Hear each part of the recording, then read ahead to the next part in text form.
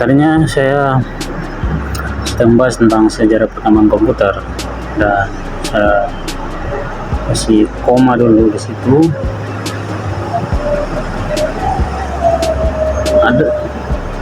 Ada yang terpenting selain sejarah komputer, ya nanti kita masuk ke situ, yaitu logika. Komputer sangat dasarnya itu adalah logika, ya. Logika di sini bukan logika yang dia maksud pakai logika, tapi logika di sini adalah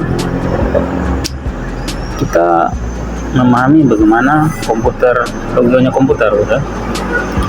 Jadi bukan logikanya kita, tapi logikanya komputer. Jadi kita coba memahami bagaimana komputer berlogika, gitu.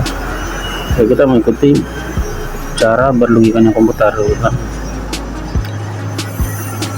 Jadi di sini nih kadang miss, gitu kan. Ketika kita bilang tentang logika, itu bukan logika yang ada sama kita, tapi logika yang ada sama komputer, gitu kan. Kita punya logika sendiri yang mana itu sebenarnya sama juga, tapi kita sering tidak pasti ya logika kita, karena kita lebih senang dengan mengikuti perasaannya, mengikuti kesenangan kita, emosi kita. Tapi kalau di komputer dia murni logika murni, jadi bagaimana kita mengikutinya, bukan? Jadi kita mengikuti logika komputer, bukan? Jadi bukan karena kita bisa berlogika kemudian kita bisa mengerti komputer. Tidak juga, justru karena kita harus mengerti komputer sehingga kita harus berlogika. Jadi tidak semua orang yang berlogika bisa mengerti komputer, karena komputer punya cara berpikir. Jadi hanya ketika kita belajar untuk memahami komputer, baru kita bisa mengerti logikanya komputer. Jadi logika komputer bukan logika manusia, ya.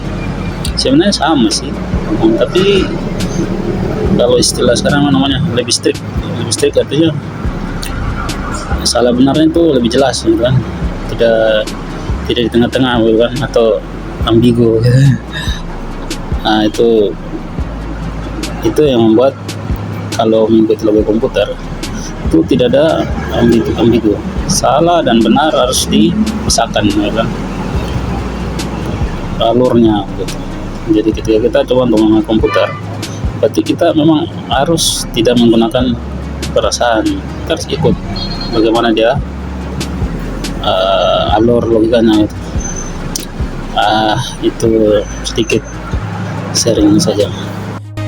You gon' be my baby, love me, love you crazy.